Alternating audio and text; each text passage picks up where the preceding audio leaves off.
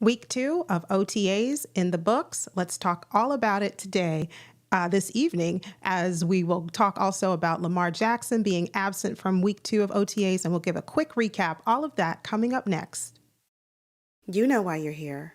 Let's talk Ravens with Yolanda. Let's go.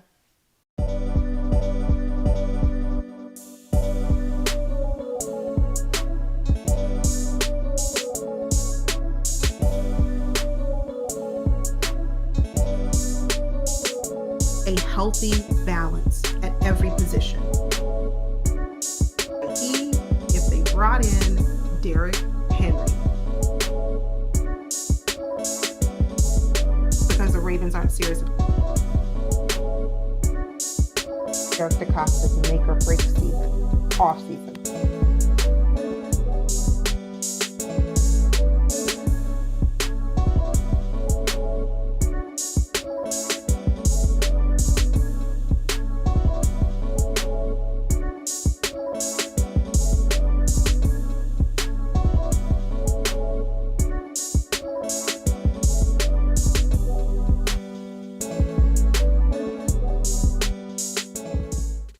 Good evening, Ravens flock. I hope everyone is doing well on this Monday evening.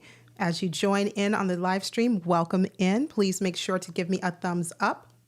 If you're new, welcome. Please consider subscribing and joining the family. We've got a fun-filled show tonight, and we're going to talk about Lamar Jackson being absent from OTAs. We're going to discuss a quick recap. Not a whole lot going on right now with our Baltimore Ravens, but got to stay consistent and got to check in with all of you to see how you're doing. So I hope you all are doing fantastic. First topic on tonight's agenda. We're going to just dive right into it. The first thing, as we all know, Lamar Jackson was absent week 2 of OTAs. And that just, anytime there's news about Lamar Jackson, it just brings a buzz of, some people just have that je ne sais quoi, right, about them. And Lamar Jackson does. I'm so happy he's our quarterback, aren't you? But Mike Florio had to go and, give his 2 cents about how he feels that the Ravens are doing, especially since Lamar Jackson isn't there. And he weighed in by saying, according to Lamar Jackson's contract, because he was not present for 80% of the OTAs or the workouts, he is now losing out or has lost out on $750,000 bonus. What are your thoughts on that? So I want to ask you in the chat, if you're watching on replay, thank you. Please leave a comment and let us know, how do you feel about Lamar Jackson being absent? But before I dive into that, I just want to say hello quickly to everyone who's already joined in the chat. We have Danity joining. Danity, how are you? I hope you're doing well. Thank you for stopping by. We also have Tanja Bowman with us tonight. Tanja, good evening to you. Brandon, aka Arkansas 501, good evening to you, sir. Thank you for joining. Hendo is with us also from the Rogue Pod. Hi, Hendo. Hope you're well. Thank you for joining. Make sure you go over and subscribe to the Rogue Pod. Hendo puts out excellent content on these Baltimore Ravens. So yes, Tanja's noticing. She's like, okay, with the word swag. Yes, that's it. I'm trying to learn slang. So I get laughed at or I get teased because I don't really know slang that much, but I'm working on it. Okay. I'm building up a vocabulary. So I'm trying to get better, but just be patient with me if I use it incorrectly. I think I was trying to use some slang last week on Lunch Break Hot Take, and somebody made a comment, but it was funny. So hopefully I'm doing all right with it. But my thoughts. So my question was, what do you think about Lamar Jackson being absent from OTAs last week? For me, I'm on the fence about it. While I certainly understand these are voluntary workouts, mandatory participation, we're not there yet. That's later in the off season. But for right now, players don't have to come, i.e. voluntary. So I mentioned in a prior stream that I really want to see the connection between Lamar Jackson and Rashad Bateman. And the only way I think you build that chemistry, you build that connection, is through practice. And we've seen in the off season so far, we've seen a clip of, or we've seen clips on various social media sites of Lamar Jackson practicing with Zay Flowers. And I love it. It's wonderful. It's great to see that. And I really would like to see Lamar Jackson practicing with Bateman, because as of right now, Bateman's number 2. He's our number 2 wide receiver. So let's have a look real quick on the video that we saw, or that's been posted around on social media, of Lamar Jackson and Zay Flowers. Take a look at this. Excellent route running. Look at that. Go Zay. Money. Lamar Jackson. Now, I watched for Lamar Jackson's footwork here because that's something that I heard people say we need to pay attention to. Look at his footwork right there. Throwing dimes on the money. Love to see it. Love to see that. And I guess I would just like to see Lamar Jackson practicing with Bateman, because I think Lamar and Zay Flowers have developed that chemistry. But we need to see that too from Bateman. So that's where I am. That's where I'm landing on where, my thoughts in terms of, is it a big deal because Lamar Jackson is not in practice? It's not a big deal. It's voluntary. He chose not to come. And that's the end of it. So we like Danity says right here, I need all my money, respectfully. I get it, Danity. I do. I really do. It's one of those things where I guess Lamar said $750,000, and that's a huge chunk of change. But for him, he elected not to. That's a pay cut for the Ravens. Yeah, absolutely. It sure is. Perspective. Good evening, Big Reg, host of Big Boy Talk. Please go over and subscribe to Big Reg's channel. Puts out amazing content, well-rounded, well-versed. So please make sure you go over and give him a follow and subscribe to his channel. Tracy, good evening to you. I hope you are doing fantastic. Killer Cam, I'm going to be mentioning you just in a few more segments. I promise I have you in my notes because it was something that you mentioned about a week or so ago. I put a pin in it and I said, ooh, I hope Killer Cam comes back because I'm going to use the words that he used, because you were spot on with it. Brandon, AKA Arkansas, says that money can now give an extension to a contract. That's again, Brandon, good perspective. We can now, funnel that money elsewhere. And, Killer Cam says here, it's time for Bateman to actually go down there. Maybe. Yeah. Because, Bateman, I don't know if he's is he planning on going down to Florida to practice with him, but it'd be great. It'd be wonderful. Yeah. And Killer Cam says Nelly went down there as well. Yeah. So when I say that, I'm on the fence, right? When I say that, it's not that I'm opposed to Lamar Jackson opting to not be a participant in OTAs. That's not it. He has the right. That's fine. But I still don't want the off season to go by and there's been little to no development, right, of that connection. That's my biggest concern. And so if we can somehow address that, I think we'd be doing just fine. So, which brings us to topic number 2, a quick recap of week 2 of the OTAs, because it's not really that much, but I still wanted to mention Harbaugh was asked last week how he felt about Lamar Jackson being absent, and he wasn't very pleased, to say the very least. He wasn't very pleased with the fact that, at least that was my sense. He just said, well, we're not really going to focus on those who are not here. We're going to just mainly speak on the ones who are. And that was kind of it. And so my takeaway from that was, wasn't too thrilled with the fact that Lamar wasn't there. But, again, it's voluntary. We have to respect him. Danity said she wants her money, so she would have been there. $750,000. I would have been there, but Lamar Jackson said, no, thank you.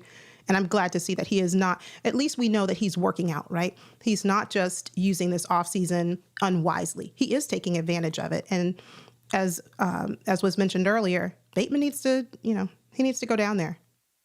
He needs to. So be the change you wish to see. It's not a good look. We cannot gloss over the Chiefs. We chasing. Yeah, we are.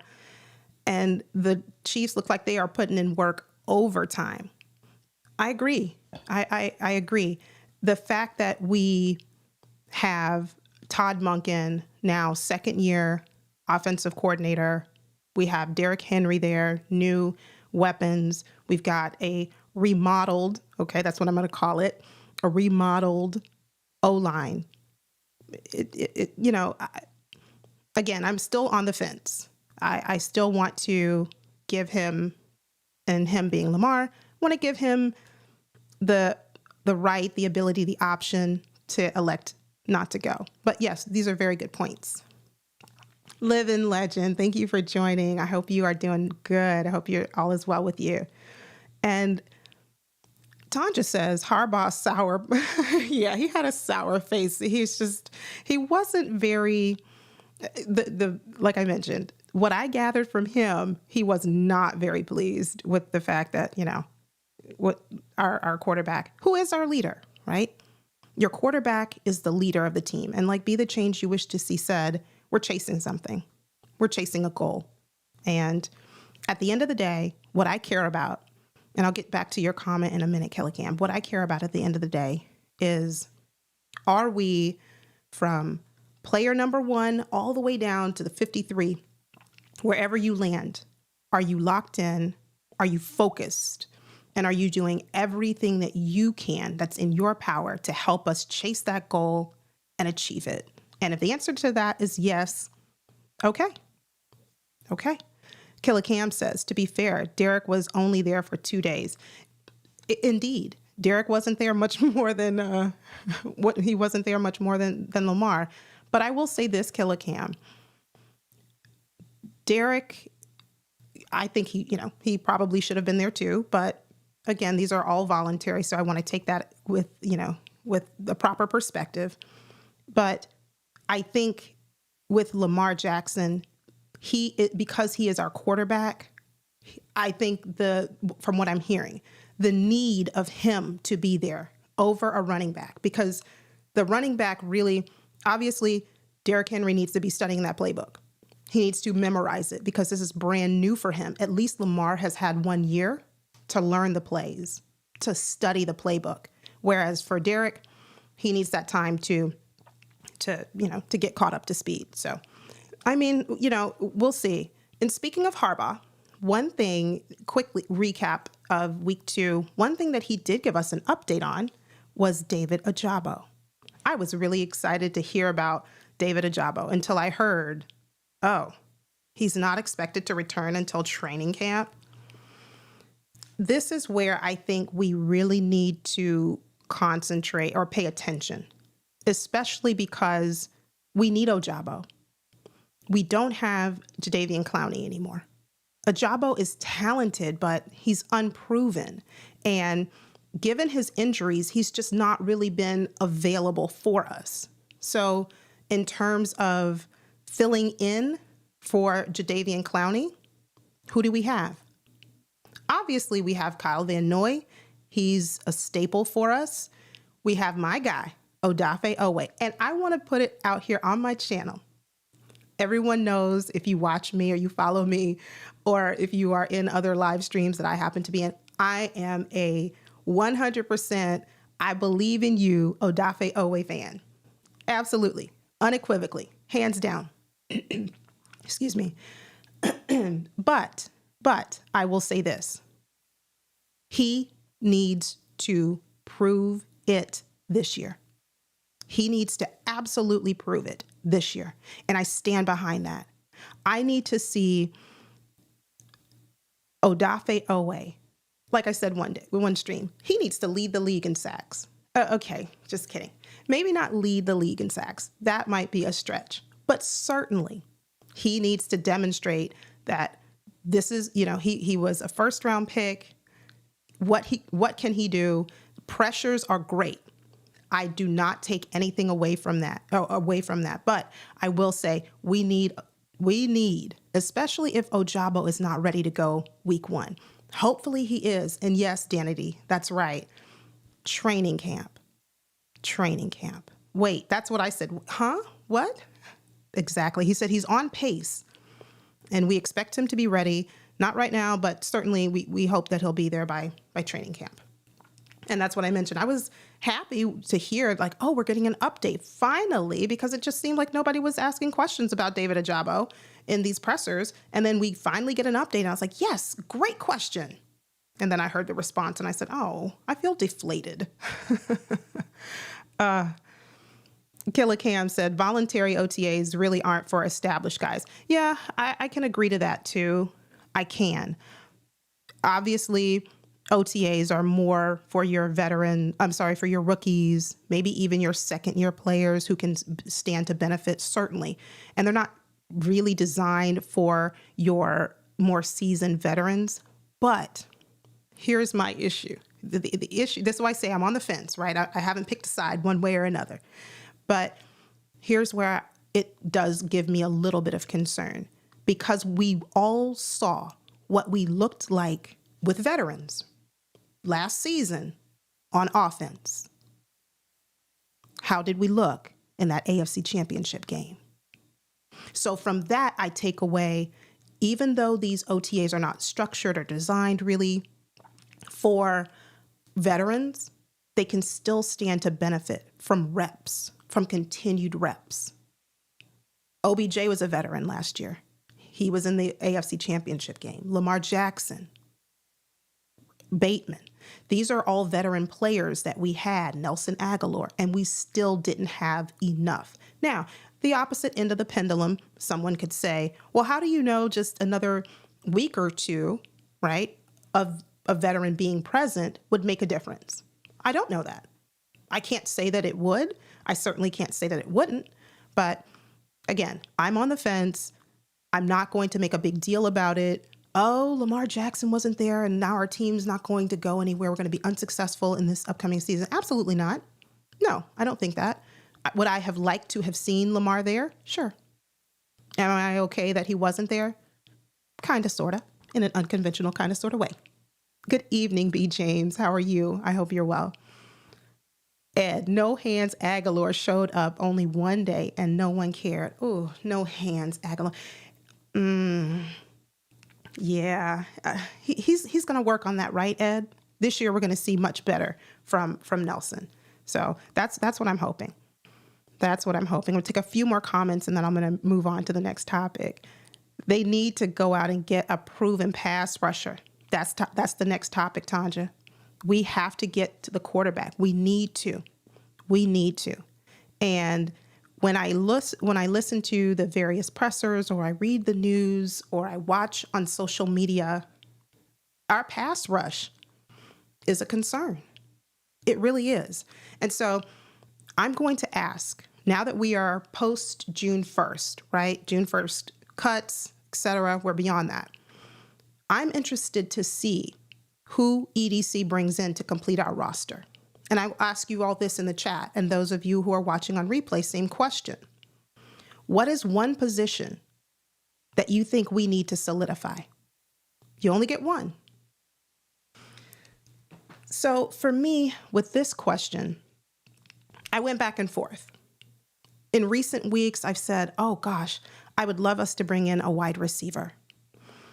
And we'll deal with the wide receiver who got paid today. We'll talk about him a little bit later. But I thought to myself, we need a wide receiver. But as the weeks have gone by and as the offseason has progressed, I've wrestled with, okay, maybe not a wide receiver. We could use some depth at safety, like Killer Cam said. Shout out to you, Killer. When we brought in Jamal Adams for that visit, I said, do you guys think we should sign Jamal Adams? And it was a resounding, no, thank you. I'm going to pass on that. Killer Cam made excellent comments. He said, he can't play too high safety to save his life. Not good in coverage. Tackling is subpar. So yeah, we could use some depth at safety. And let me say quality depth. But to answer my own question of what position I think we are most in need of right now, or that really needs to be addressed. And I'm with you, Tanja. I thought about pass rush as well. They were on my list too. Run defense, we can add a player there.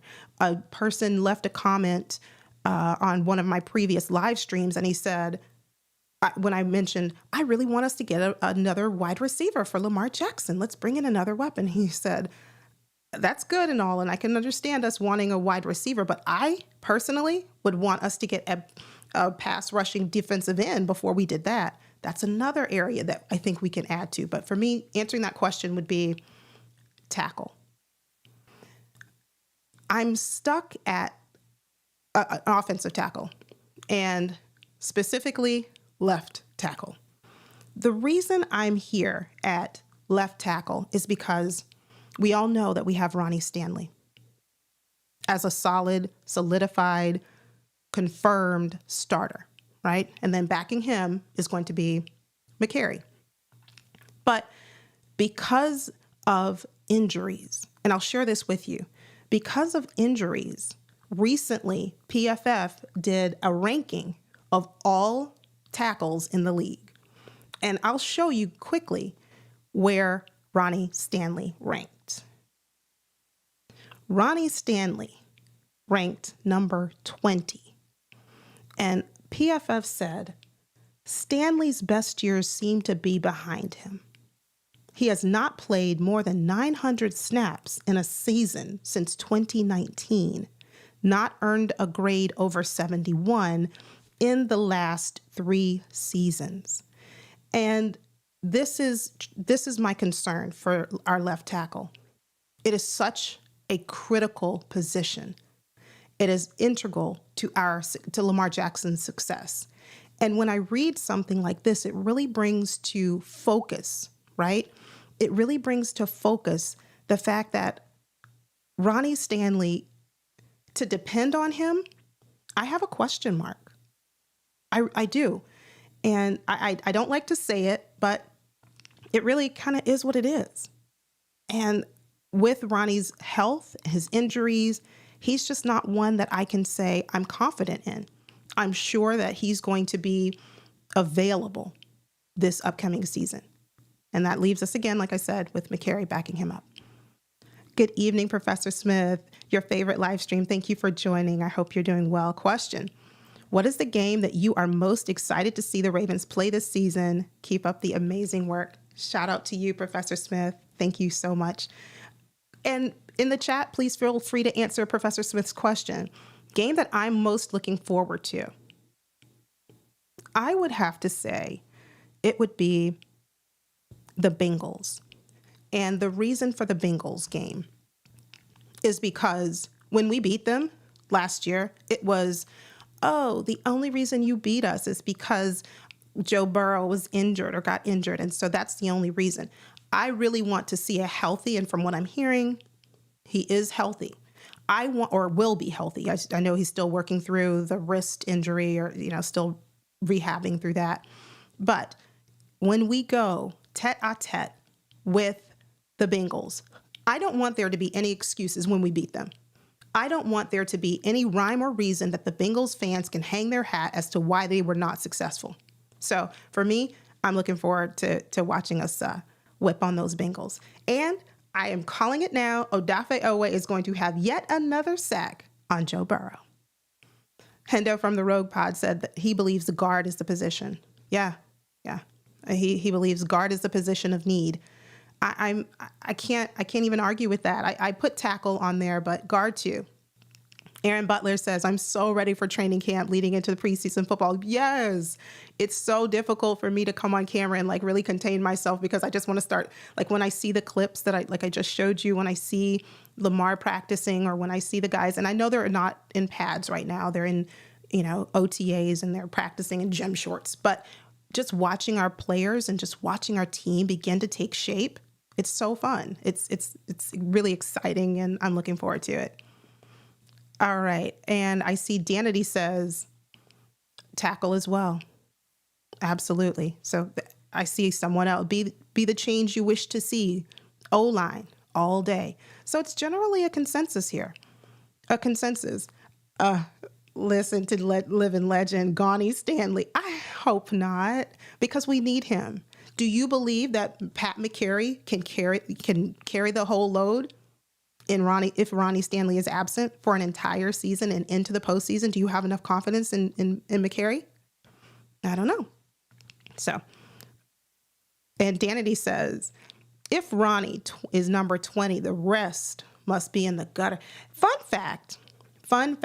I'm looking at the screen right now.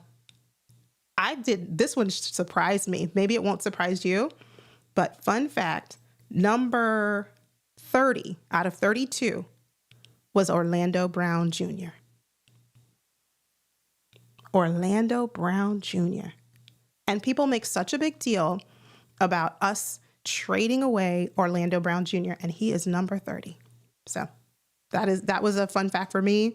But we'll see as the season continues the off season continues to progress. We'll see what happens with our O-line. I still have some concerns. Hopefully, EDC will either bring someone in to shore that O-line up, or we're able to coach up the players that we already have. We shall see. Last topic for tonight, CJ Stroud. Well, it's not the last topic. I take that back. This is the last topic that I have on my notes, but the other one happened earlier this afternoon, and I didn't have time to go back and actually put it into the live stream. But CJ Stroud, he gave his top 5 quarterbacks. This I found very interesting, and I might be a little petty, and that's okay if you say that about me tonight. But what I'm about to share with you might be a little bit on the petty side, but I keep receipts. Okay? That's what I do. I keep receipts, so I pay attention. I saw, and I'll share with you here, I saw where CJ Stroud gave his top 5 quarterbacks in the league. He noted that Pat Mahomes was number 1, Lamar Jackson was number 2. He noted himself at number 3, Josh Allen at 4, and 5 for Dak Prescott. Now, I didn't really take issue with this list initially. And I said, kudos to CJ for recognizing and appreciating the talent that we have in Lamar Jackson, right? But this is where I thought about something. I said, wait a minute. I remember he had an interview last season, shortly after being drafted. So maybe around this time, maybe May of last year, June, I don't remember. And same question was asked of him. CJ Stroud, welcome to the league. You're an NFL quarterback. Who are your top 5 QBs? And this is what he had to say. Jalen Hurts, Pat Mahomes, Joe Burrow, Josh Allen, and Justin Fields. Wait now, you mean to tell me he put Justin Fields above Lamar Jackson? I guess, while I certainly appreciate CJ recognizing the talent that we have in Lamar, I guess it might have taken us to beating him twice, once in the regular season and once in the postseason, for that respect to be put on Lamar Jackson's name. So the last thing, as I mentioned, one more thing. Today, we all saw it. We heard about it. Justin Jefferson. He broke the bank and set the standard for wide receivers. I don't have on the screen, as I mentioned, so I'm going to have to read from my phone the terms of his contract. But he got paid today, and I don't know them specifically. I'm just reading off what I saw on X. Justin Jefferson reached a 4-year deal with the Vikings, extending him worth $140 million, including $110 million guaranteed, making him the highest paid non-quarterback in NFL history. I cannot even begin to express how happy I am for Justin. If you've watched this channel or you've been around my show, you know I have been, during this whole off season, I was begging for us to get Justin Jefferson. Of course, reality, were the Ravens ever going to pay that type of money for a wide receiver? Absolutely not. I get it. A girl can still hope, right? I can still have hopes. I said, let's bring in a Justin Jefferson at the start of the offseason. Let's bring in a T. Higgins, a Brandon Ayuk, a Deebo Samuel, or, I wanted DK Metcalf a couple of years ago. That didn't happen. But going back to Justin, he's worth every penny. And what does that mean now for CD Lamb? He's another one that I said, we need to consider CD Lamb. There seemed to have been some trouble in the land between CD and the Cowboys organization. Didn't know how that was going to pan out. But hey, CD sat back and said, I'm just going to watch. I'm going to wait. And I'm going to see what the Vikings do for Justin Jefferson. And he's just taking his notes, or his agent, if he has one, taking notes. And he's going to go back up to the front office of the Cowboys organization, and he's going to be able to hold his head high and square his shoulders and demand something very, very similar to that.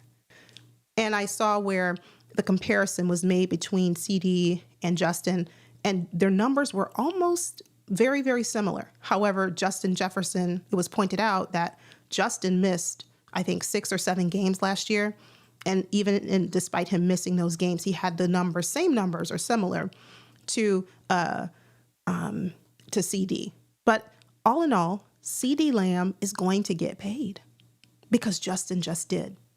And what would our team be like? I know this is like wishful thinking, but I'm going to say it anyway. We're going to have a What If Wednesday. Like, what if our team had taken and paid for, I'll do that on Wednesdays. I'll do a what if. I'll post something on my channel. What if the Ravens, paid for a Justin Jefferson and paired him up with Lamar Jackson?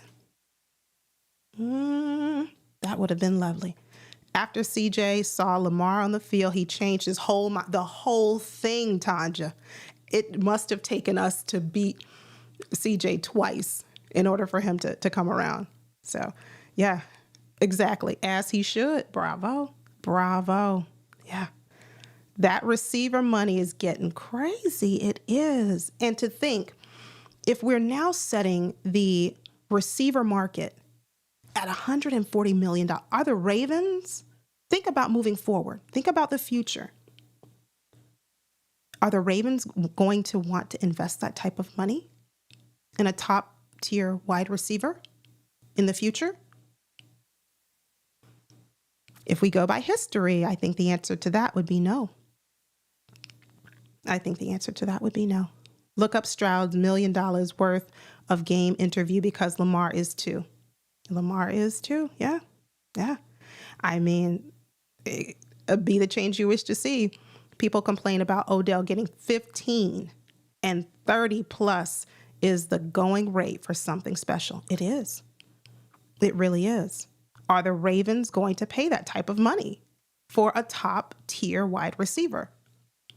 Or will we continue to allow rookies to come in and shoulder the entire load? And we have, I don't want to say aging vets, but older, more seasoned, a little bit or maybe a lot bit beyond their prime veterans.